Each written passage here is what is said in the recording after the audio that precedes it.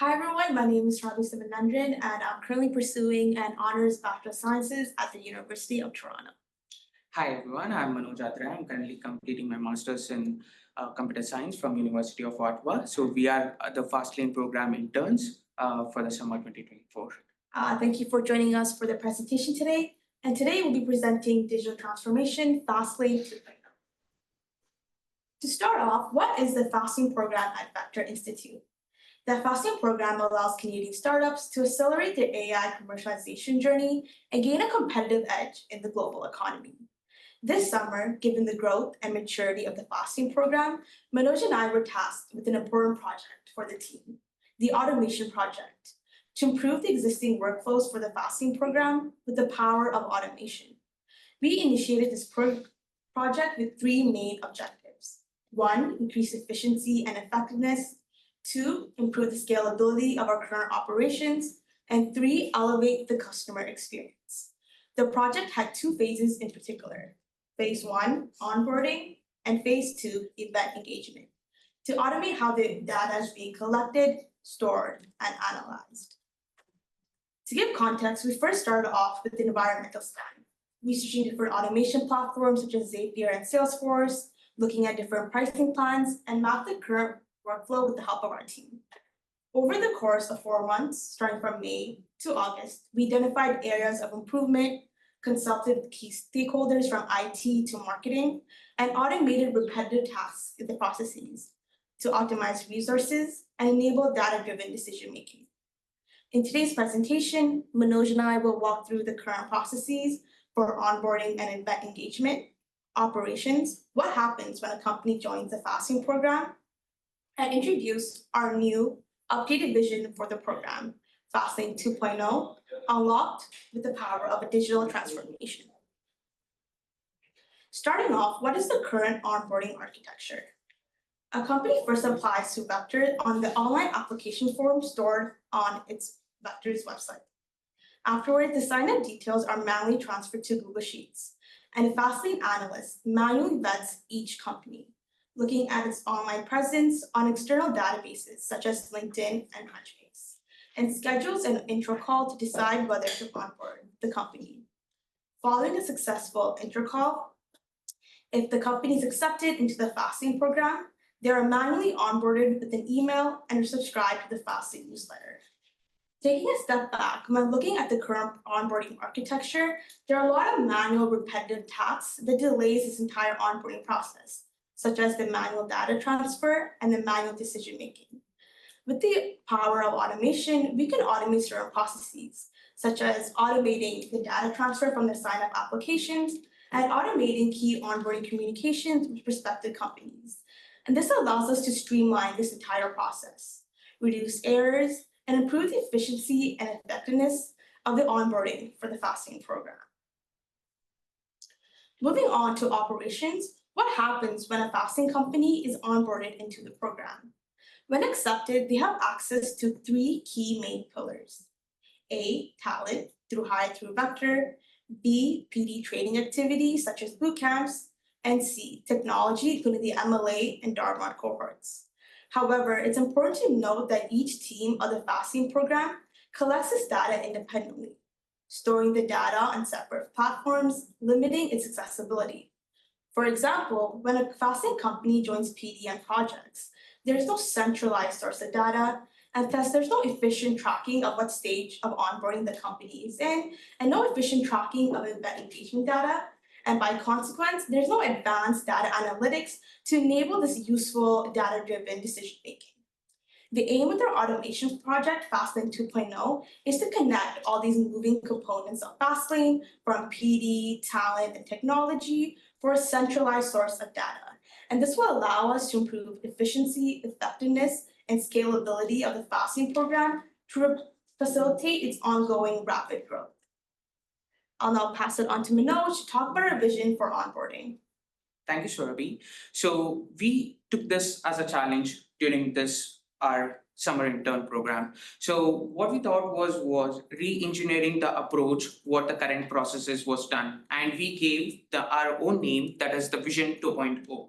So what currently happens is like once a FastLane company wants to be a part of the FastLane program, they sign up using our FastLane application form, which is on our official website. And then the data is then tracked with the help of Zapier to automate the process. Then it is stored in Excel sheets for the marketing team for initial data analysis.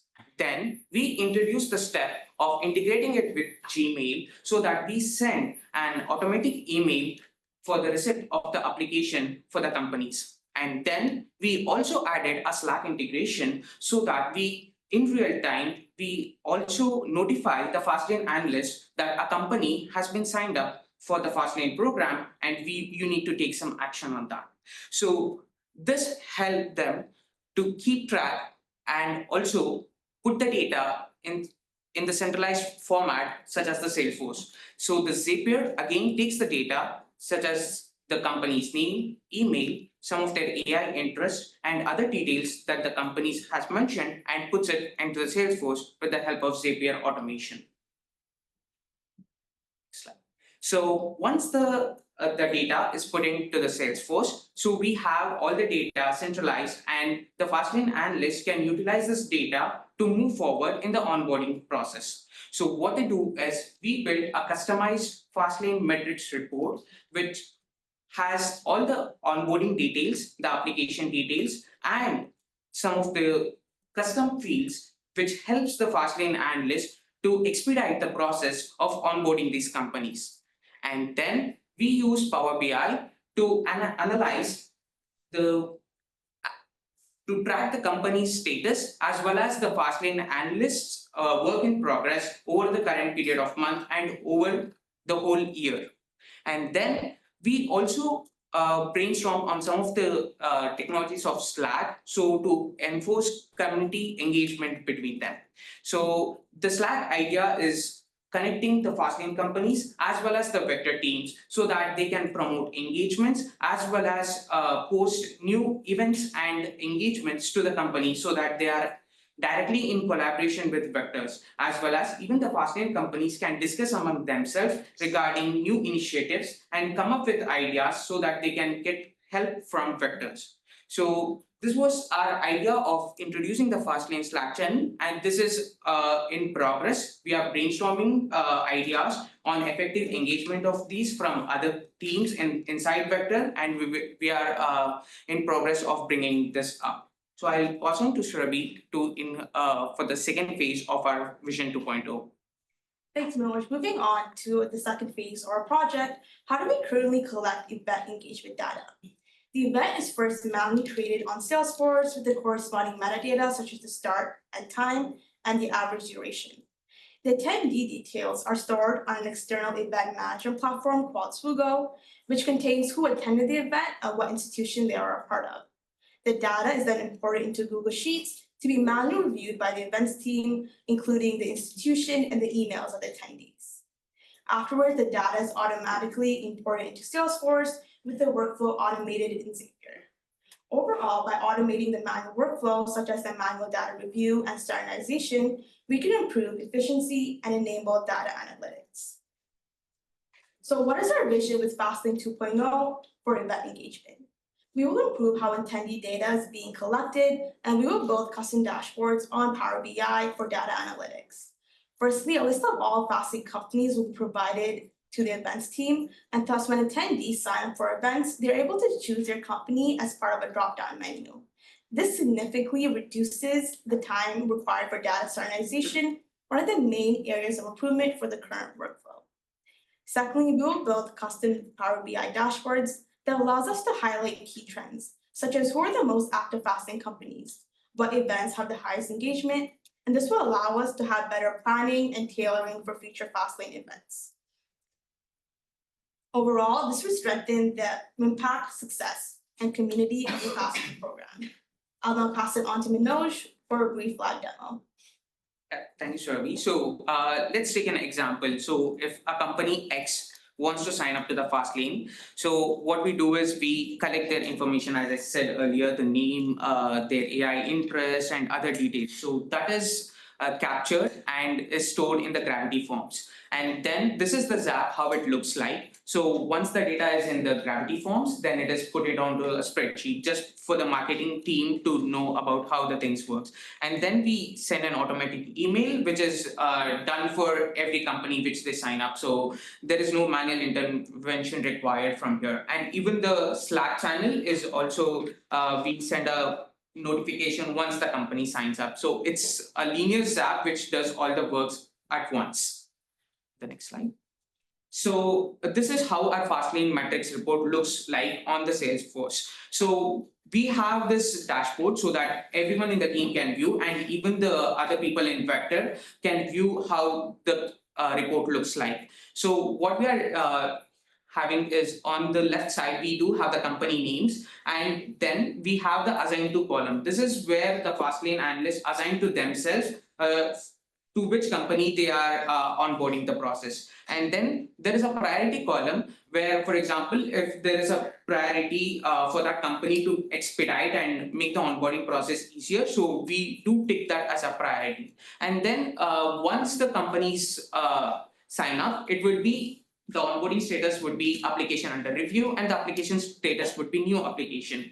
And if the FastLane analyst decides to expedite the process, he will just change the onboarding status to application in progress and application status to expedite. What it does is this sends an automatic email from the Salesforce directly to the company with the Calendly link of that particular FastLane analyst. So for this automates the process of sending manual emails. So we are eliminating the process of the FastLane analyst typing an email customized for each and every company and then sending it out each and every time for all the companies. And even the companies will be updated on their progress once the stages move forward. So we do have automatic emails set up in the Salesforce so that it can automatically send the emails when they reach the last stage of the onboarding process. So after that, we do have the comments to intro call. So the FastLane analyst can also record some of the interest or their interaction with the company during the call and also mention it over there. So this way, we are centralizing the whole data as well as we are keeping it open to everyone in the company to look into the data and analyze how the companies has been performed. So this is the same way we have done it for the event engagement as well as the FastLane newsletters, so that everyone in the team can see on the particular company how they performed in the events over the past years, and also develop some event engagement strategies to build to have good effective communications with the companies that are part of FastLane. Next slide. So this is how our Power BI dashboard looks like. So as you can see, this is for the month of June 6th. So you can see the total number of companies signed up in our FastLane program, what were the priority companies, and what were the status of that, such as the onboarding status and the application status, and which FastLane analyst vetted the company, and what were the technology sectors they belong to, and from which FastLane source they came in, such as the referral or the LinkedIn or the collision conference. This improves the way we onboard the companies, and we can focus on where to explain more on our program and do some event engagements. And we do have a FastLane summary dashboard, so which gives an overall overview till date. So what were the number of FastLane applications that were received till date from starting of the initiation of the FastLane program, and what were the number of onboarded companies and their trends over the months, and this is how the technology sectors looks like. So for the technology, we have most number of FastLane companies, and for the health sectors and the financial services. So with the help of this, we can target the event engagement strategies that we do plan at Vector for these FastLane companies and also enhance the engagement of this. So with the help of this, we provide a holistic view of how the FastLane companies are progressing and are participating in our FastLane program. And so a special shout out to IT and the marketing team for helping us throughout the project, and also for our team members Fatima and then Bob and Junit for helping us out carrying out this FastLane 2.0 a transformation success. Thank you so much.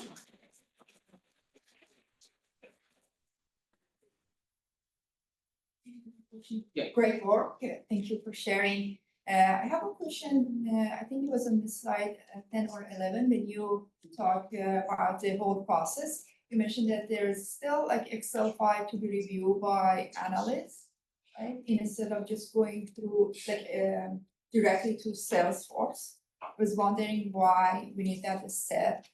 We cannot just go through a Salesforce.